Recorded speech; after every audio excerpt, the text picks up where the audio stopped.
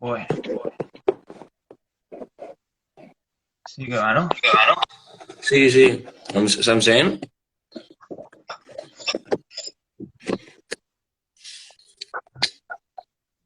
Sí, debería sí. Vale, pues esperamos 30 minutitos de cortesía, que vaya viniendo la clientela y empezamos. Perfecto. Yo es que oigo mi eco, no sé si se oye bien en directo o qué.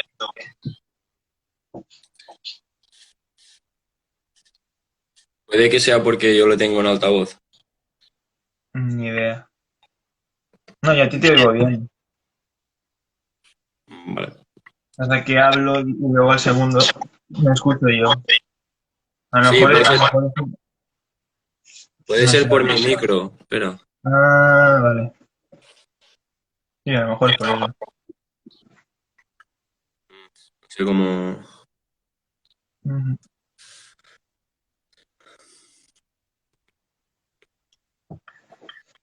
Pues nada. ¿Qué vienes de excavar? Me dijiste. No, ahora de una conferencia muy interesante ¿Sí? sobre las áreas sacras de Ampurias.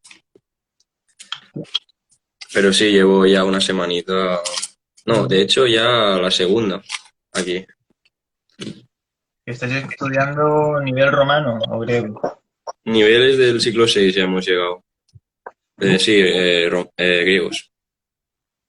Igual. No, yo voy a hacer un post de Ampurias pronto. Que lo vi, tomé fotos de lo que había en el Museo Arqueológico de Barcelona y subiré fotos de esto. Sí, pues bueno, si quieres, necesitas alguna de aquí directamente, dímelo y te lo Vale, hago. vale. Y a lo mejor alguna, uno o dos de yacimiento y eso. Vale, pues sí. Pues nada.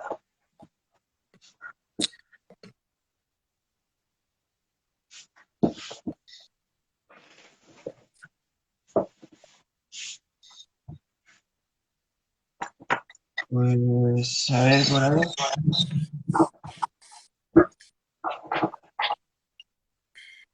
Vale. Bueno, pues no sé si la gente puede comentar si lo oye bien o qué, porque yo siempre me oigo ahí el eco, no sé. Pero bueno, empezaremos ya en un minutito, empezamos. Perfecto. Mm.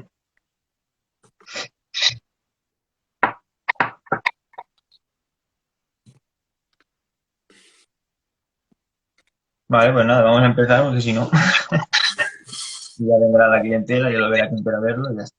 Vale, bueno, pues a ver, la idea del directo surgió porque, bueno, como vimos, bueno, como anuncié, di una clase sobre el comercio greco-romano en la India y tal.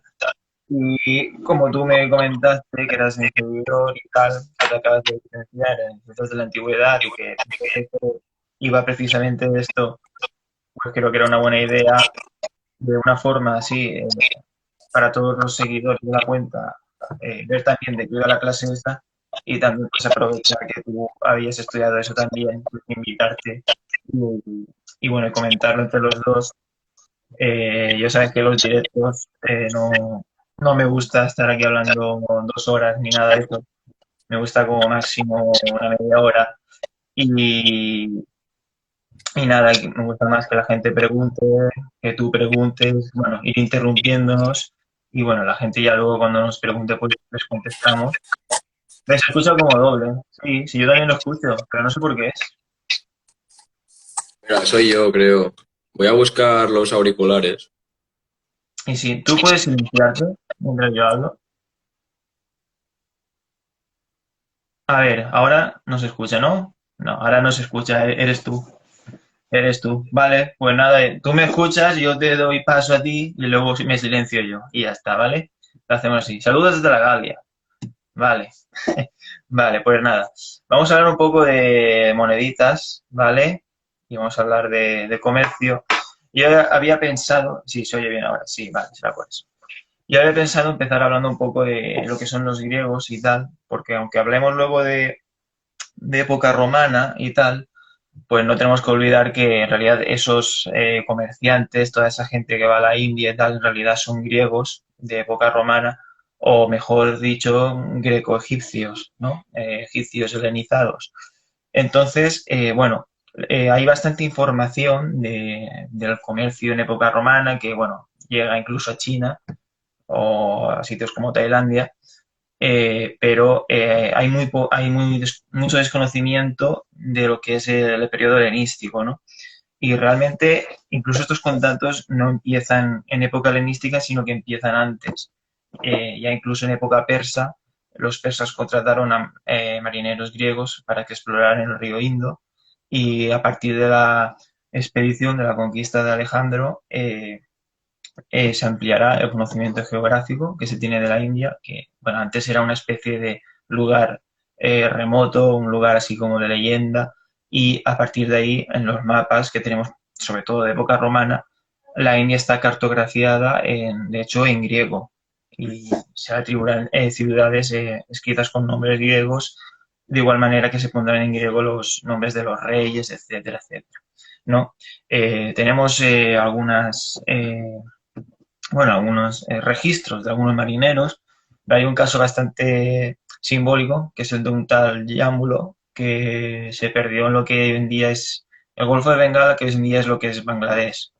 Pues un marín griego que llegó hasta allí y los emperadores indios pues lo acogieron y le pagaron, le ayudaron para que volviera o sea, al imperio seleucida, lo que es Persia, ¿no? Es un caso bastante representativo de todo esto.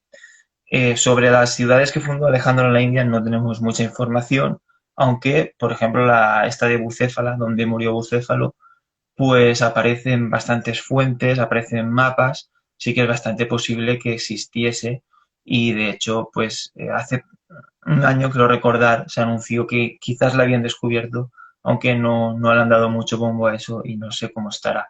Pero en las fuentes las Alejandrías aparecen y de hecho luego en época, bueno, o sea, los griegos de Bactria y tal, cuando reconquistan India y todo eso, pues refundan algunas de estas ciudades y se habla incluso de ese puerto que hizo Alejandro en la desembocadura del Indo, que está activo en épocas posteriores. Por tanto, no sé si quieres añadir algo de esto. A ver, pones el micro. Sí, sí. No, está bien, está bien. Nada, enfatizar también lo de todo el comercio, bueno, toda la búsqueda de los Ptolomeos en Egipto, sobre todo para la introducción de elefantes de guerra y todo esto, Muy bien. que creo que es uno de los posibles directores para esta nueva entrada de comercio desde Egipto hasta la India. Ujú. Sí, sí, sobre todo con Etiopía y tal.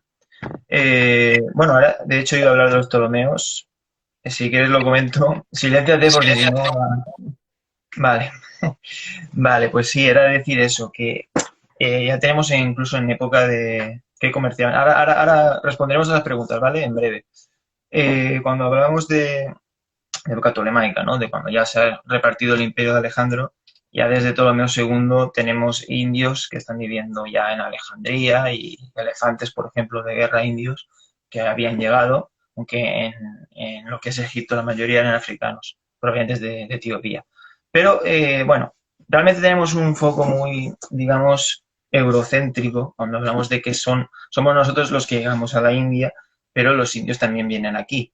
De hecho, en el reinado de Ptolomeo VIII, que es sobre el 150 a.C., si no me equivoco, se encuentra una patrulla, se encuentra un barco indio naufragado, se encuentran a la tripulación moribunda y al capitán de ese barco se lo llevan a la corte de Alejandría y le enseñan egipcio, y no, enseñan griego, perdón, y entonces el faraón Ptolomeo, que quiere contactar directamente con la India, pues le encarga a un capitán que es Eudoxo de Cícico que vaya con este indio, que le enseñe cómo funciona el sistema de los monzones y efectivamente él irá, a comerciar con la India y ya directamente a partir de ese momento, todos los años y prácticamente durante todo el Alto Imperio Romano, todos los años van a haber barcos que van a ir anualmente a la India a comerciar, ¿no? Entonces, ahora sí que te quiero dar paso a ti para que nos hables un poco de cómo son estos puertos que hay en Egipto que van a la India, de cómo esas comunidades indias que vivían en Egipto, pues los hemos visto en el registro arqueológico, ¿no? Porque tienes un caso muy interesante de incluso de que se traen sus estatuas de Buda, ¿no? Para digamos, el culto doméstico, ¿no? Como sus, no sé, sus templos incluso, ¿no? Pues nada, te doy paso, a ver, me silencio yo para no tener problemas y así que adelante. Vale, gracias. Sí, eso. Básicamente en Egipto hay dos puertos, dos grandes puertos que se establecen para el comercio con la India, que son Mios, Hormos y Berenice.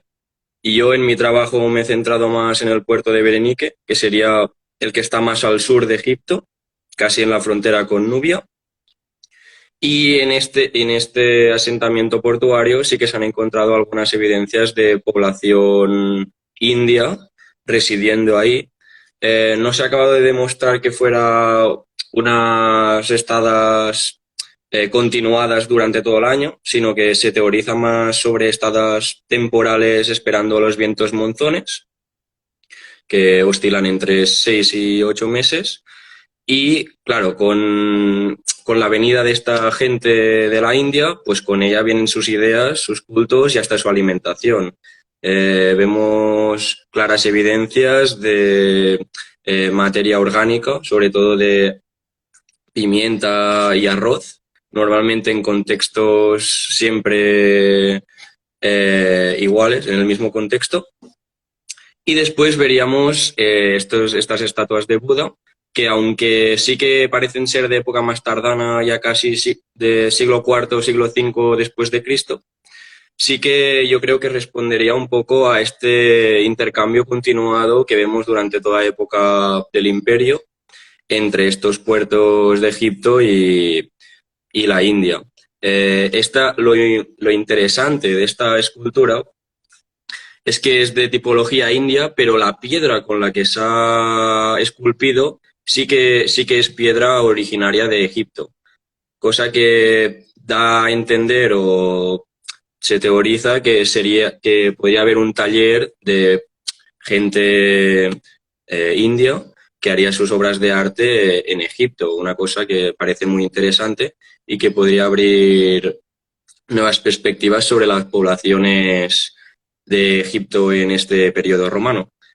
Y bueno, este Buda no se puede aún teorizar que tenga un espacio de culto concreto, ya que se encuentra en un templo de Isis donde hay una sala llena de diferentes estatuas de diferentes dioses, donde hay Horus, hay Budas, hay de todo, hay de todo, pero sí que es interesante, ¿no? Ver cómo es suficientemente importante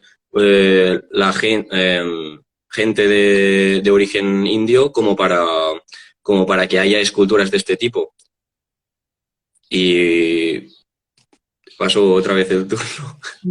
Digo, sí, vale, es muy interesante realmente. Eso de que estaba esculpido en piedra egipcia, yo la verdad es que no lo sabía y sí que da a entender eso de que hay pues una manufactura, ¿no? Una demanda local ya en Egipto de estatuas de Buda, ¿no? O sea, es una auténtica comunidad religiosa ya en esos puertos. Eso es lo que va a pasar en la India. En la India podríamos hablar incluso de miles de grecorromanos habitantes de la India que de hecho se van a convertir a muchas religiones allí y hemos encontrado sus inscripciones incluso adoptando nombres indios. Eso ahora lo veremos porque primero quería comentar un poco cómo son los barcos que van a la India y cómo funciona pues el sistema. Vale, los barcos, así a grosso modo, son grandes veleros como los que podemos encontrar en el Mediterráneo, pero, bueno, a mí me gusta hacer una analogía con actualmente cuando vamos los pesqueros van a Somalia, ¿no? Pues de igual manera, en la época antigua, estos barcos llevaban seguridad privada, llevaban mercenarios, incluso llevaban catapultas o balistas en la cubierta, incluso pues también empalizadas que se podían montar y desmontar para protegerse de los ataques piratas que eran muy muy frecuentes y de hecho incluso en la India, aparte de que esos romanos, cuando hablo de romanos hablo de greco-romanos, pero bueno, para que entendamos que estamos dentro del periodo, se enrolarán y se harán también, lucharán para un imperio, para un reino, o para un rajado, para quien sea, dependiendo del interés. Eso, bueno, por ejemplo, también tenía una cosa muy curiosa, es que los barcos a veces, muchas veces llevaban trompetas y cuernos para hacer ruido, que eso estaba destinado a ahuyentar a las ballenas y a los tiburones y tal, que podían poner en peligro la estabilidad del barco o la vida de los marineros incluso. También tenemos dentro del barco, bueno, dentro del barco había un poco, es que es bastante parecido a lo que es la edad moderna y la Edad Media, no diferían mucho los barcos, de hecho. Dentro de los barcos habían establos, habían también pequeñas piscinas para almacenar el pescado, porque los marineros sobre todo viven de la pesca diariamente. Y bueno, ¿qué más cosas? También podemos imaginar, sabemos, de hecho, que al igual que en los barcos que tenéis fotos en la mente de los piratas, habían esculturas de dioses y diosas en la proa, también pues pintados en las velas, y también tenían también un sistema de iluminación con lámparas de aceite. De hecho, en las fuentes indias hablan de esas lámparas porque causaron sensación en la India y de hecho pues se habla de cuando que sabían que se acercaban los barcos de los romanos por las luces en el horizonte. Eso es bastante, bueno, representativo y realmente durante muchos siglos se va a crear como incluso una cultura mixta y tenemos incluso una comunidad indogriega donde está la isla de Socotra, que no sé si a muchos os sonará, es una isla que hay enfrente de Yemen, o sea, en la desembocadura del Mar Rojo. Hay una isla que hoy en día pertenece a Yemen también. En época grecorromana se llamaba Dioscúrides y ahí es donde quedaban los indios, los griegos y los árabes para, bueno, pues para comerciar, para ver cómo iba el monzón, para, bueno, etcétera, ¿no? Y ahí se formó una auténtica comunidad entre indios y griegos y de hecho tenemos incluso una fuente escrita que nos habla de que esos indios venían, y ellos mismos lo decían, de la ciudad que había fundado Alejandro en la desembocadura del Indo, lo cual es bastante curioso. No sé si quieres añadir cosas sobre esto antes de pasar ya un poco más a la India. Yo silencio. Sí, nada, yo como digo en mi trabajo, este fenómeno de comercio global actualmente tiende a ser una idea que se relaciona con la revolución industrial y con el subsecuente colonialismo occidental de la edad moderna contemporánea. Pero la evidencia que vemos en todos los registros arqueológicos, tanto en la India como en Egipto, como en todo lo que es la península arábica y el Mar Rojo, vemos que este comercio global a gran escala es totalmente normal en cronologías de época clásica y de época helenística también. Y también añadir al tema de los barcos y del comercio, que se tiende a pensar en un comercio a pequeña escala, entre intercambios entre comerciantes y tal, como sería un comercio en el Mediterráneo, pero sí que es verdad que los textos y las fuentes nos dicen que hasta el Imperio Romano y su administración controla algunos de este comercio, por ejemplo, todo lo que viene a ser la introducción de metales o a la India o la introducción de pimienta y de productos de prestigio en Roma, se tiende a relacionar con el Estado y con una monopolización de este comercio por parte del Estado y, por tanto, una fuerte militarización en esta protección de los barcos comerciantes. Sí, sí, de hecho incluso habían guarniciones y habían, no digamos colonias, pero fuertes romanos en las islas que hay en el Golfo del Mar Rojo, perdón, que estaban para escoltar a los barcos, incluso pues atacar de tanto en tanto a los puertos nabateos, porque se dedicaban a la piratería, y esto también pasaba en época tolemaica. Y has hablado de, bueno, has especulado ya lo de las monedas, lo del oro, porque creo que mucha gente no es consciente, pero bueno, Plinio el Viejo nos dice que anualmente a la India iban 120 barcos romanos. Sabemos por papiros que nos han llegado, etcétera, que uno de estos barcos, que fue a lo que hoy en día es Sri Lanka, trajo una carga que valía un poco más de 9 millones de sestercios, ¿vale? Si el Estado romano se queda un cuarto, que es lo que se quedaba, no lo llevaban a Egipto, se pasaba todo, eso equivale a más de 2 millones de sestercios de ganancia para el Estado. Si eso lo multiplicamos por 120, quiere decir que el valor de las importaciones de la India son 1.000 millones de sestercios, o sea, un billón de sestercios, de los cuales el Estado romano se quedaría 250 millones de sestercios solo en impuestos. Eso es una absoluta salvajada. Y de hecho, eso equivale a un tercio de todos los ingresos del imperio. Para que os hagáis una idea, provincias como por ejemplo Britania o provincias en Germania al año podían dar en lo que son impuestos, porque realmente eran deficitarias, hay que tener el ejército y tal, podían dar unos 40 millones de sestercios, una cosa así. O sea, el comercio con la India era muchísimo más rentable que conquistar provincias, que tener provincias en sí.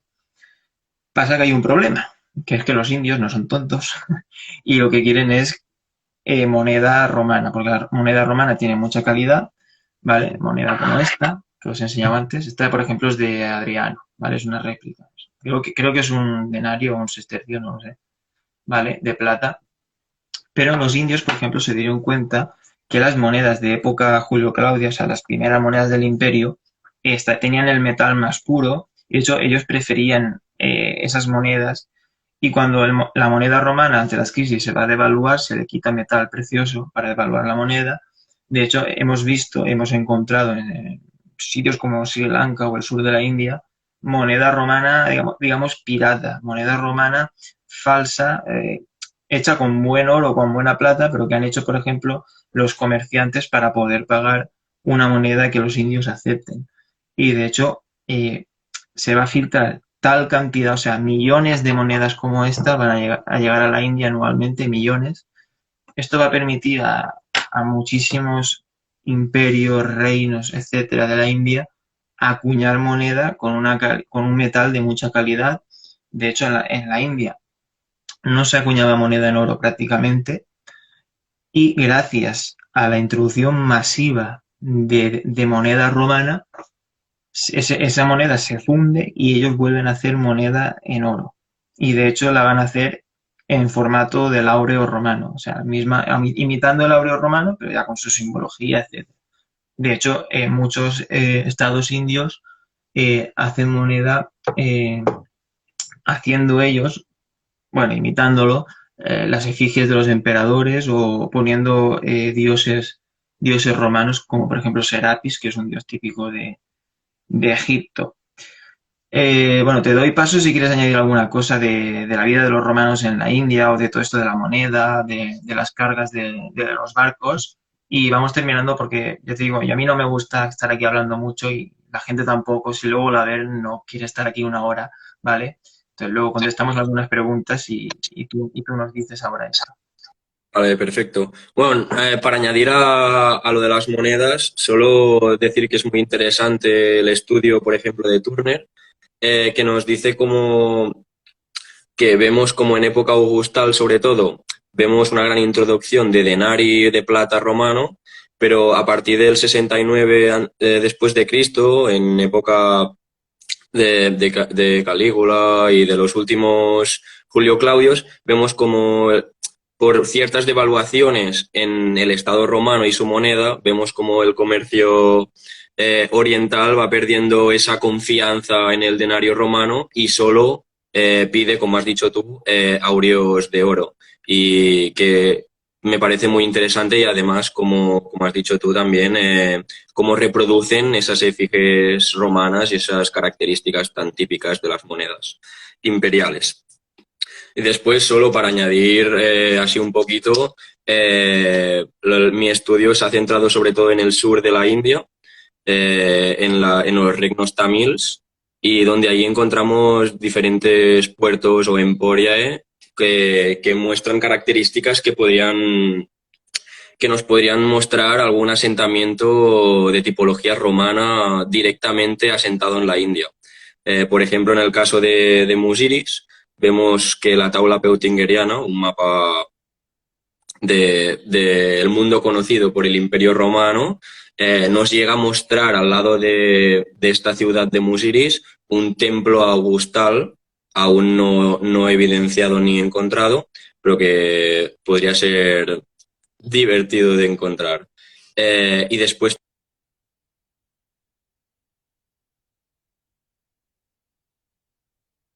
Hemos perdido al Fred. No sé si a mí me habéis perdido, no lo sé. No dice nada, no sé. Si se ha quedado congelado el directo o qué. ¿Qué ha pasado? No sé si a lo mejor le han llamado o algo y por eso se ha parado. Bueno, hablo yo mientras él vuelve, si vuelve, si no, pues no podemos hacer nada. Sí, bueno, decir que sobre todo en el sur de la India, porque se descubre, sí, eso es que se le ha caído. Sí, se le habrá caído y ahora volverá. Vale. Bueno, pues nada, seguir. Eh, claro, los romanos van aprovechando el sistema de monzones. El monzón sube de una forma que cuando tú bajas abajo de Arabia te, te empuja, ¿no? A ti no, vale, sí, no, imagino que sí. Vale. Te empuja directamente y te lleva a la India. Ah, mira, ya está aquí Alfred. Vale. A ver si va, si no. Si comentar lo que está. Ahora. Ahora, perdón, es que aquí la conexión es un poco una mierda. No pasa nada. Venga, nada. No. Pues eso, que hay yacimientos que hasta muestran características de estructuras romanas en la India, que es muy interesante, como por ejemplo en Aricamedo, referenciada en las fuentes como Podic Emporium.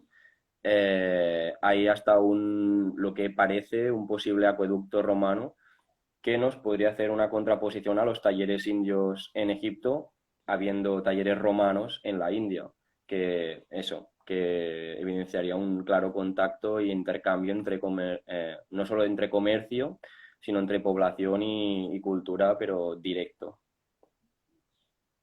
Sí, No sé sí. si tienes algo más a añadir. Sí, ¿no? Que totalmente. Bueno, quítate el altavoz que si no. Vale, sí. No, totalmente eso. Por ejemplo, de hecho, creo que es a Constantino el Grande, cuando llega a una embajada india, le dice que en la India hay mucha escultura y tal romana, y eso es perfectamente posible, ya que incluso en las fuentes indias nos aparece la demanda de productos artísticos romanos, perdón, y lo hemos encontrado en las fuentes arqueológicas. De hecho, sobre todo, los romanos eran muy apreciados por los rajas indios, sobre todo por la innovación militar que ellos llevaban. Pensad en todas las máquinas de guerra y todo esto que ellos tenían, pues eran muy codiciados. Y de hecho, en las fuentes indias aparece que los grecorromanos a veces son incluso contratados como los guardaespaldas de los reyes, y los barcos romanos, pues eso que os he dicho de que tenían catapultas y balistas y todo esto, pasaban a veces a formar parte de la flota real para acciones de piratería, para expediciones de saqueo a otros puertos rivales. Y bueno, realmente habían romanos que directamente se quedaron a vivir en la India, en estos puertos, como tú has dicho, por ejemplo, el caso del templo de Augusto en la India. También tenemos en muchas cuevas de la India eh, inscripciones que son dedicatorias de gente grecorromana que ha adoptado nombres indios y los hace, pues, por ejemplo, a Buda u otros dioses, ¿no? Entonces, incluso tenemos una obra de teatro que se encontró en un papiro en Egipto y también se la conservamos escrita en lengua tamil, que va sobre una chica que es vendida como esclava a un rey indio y su hermano desde Egipto en el barco. ir hasta la India a rescatarla y lo conseguirá emborrachando al rey con vino. De hecho, hemos encontrado en la India muchísimas ánforas de vino y en las fuentes también nos sale de que el vino italiano era muy, muy demandado en la India. Entonces, ahora que hablamos de vino y todo eso, nos han hecho antes la pregunta de qué comerciaban, ¿no? Bueno, pues de parte romana, eso, sobre todo vino, productos de lujo, de arte y sobre todo metal precioso. Y los romanos que se llevaban, bueno, pues seda, sobre todo seda llegaba desde China hasta los puertos de la India. También, pues, por ejemplo, algodón o telas que se produciesen en la India, incienso, especias, sobre todo la pimienta. De hecho, en las fuentes indias, los grecorromanos son llamados, no, la pimienta es llamada Yavanaprika, que significa la pasión de los griegos, porque eran adictos a eso, ¿no? Y, por ejemplo, también todo tipo de piedras preciosas, como he dicho, también metales preciosos, por ejemplo, el lapislázuli, que se extrae del actual Afganistán, se lleva hasta la India por tierra y se exporta desde los puertos. eh, y también, bueno, pues es que, bueno, la lista es prácticamente interminable, ¿no? Si nos ponemos a hablar de todo tipo de piedras, de cultivo, por ejemplo, medicinas. La India es vista también como una fuente de medicinas y también como esclavos, ¿no? Entonces, Alfred, si quieres añadir algo. No, eso, que la lista es interminable. Hay cantidad de fuentes y de listas y tal que nos muestran este, este intercambio que no para, que está a todos los niveles, desde los bienes más prestigiosos hasta pimienta o hasta arroz. Bueno, pues yo con esto creo que está bien, no quiero extenderme más, porque si no, si me empezáis a tirar de la lengua, empiezo ya a hablar de reyes griegos y tal, y aquí no acabamos nunca, ¿vale? No sé si tenéis alguna pregunta que hacer o algo y la respondemos, si no, luego pues en los comentarios lo dejáis y responderé, ¿vale? Sobre todo, pues darte las gracias, Alfred, que hayas tomado este tiempo para estar aquí, ¿vale? Y felicitarte también porque hayas acabado el grado. Espero que encuentres bastantes cosas ahí en Ampurias y que nos lo cuentes, ¿vale? De hecho, cuando haga el post de Ampurias, ahí nos puedes contar tú algo también en los comentarios de cómo va y tal. Podemos subir en las stories, como tú quieras, ¿vale? Así que, a ver, unos minutitos si alguien quiere preguntar alguna cosa, tienes alguna curiosidad y hablamos, si no, pues lo dejamos y ya está, no pasa nada. Y añadir que gracias a ti, Jaume, por la cuenta de Helenismania para esta oportunidad, ¿no? De salir aquí en vivo a contar mi TFG y, bueno, un tema que me apasiona. Y claro, que cuando quieras hablamos de Empurias. Vale, en 7 días es el segundo aniversario de la cuenta, ¿eh? Ya parece mentira, pero sí, ya 2 años ya. Ha sido muy interesante, muchas gracias. A ver. Ah, pues nada, si nadie tiene comentarios, si nadie tiene preguntas, pues nada, ya está, lo dejamos aquí, no pasa nada. Luego, si alguien, como esto la gente se queda guardado y luego la gente lo ve, pues si alguien quiere preguntar algo.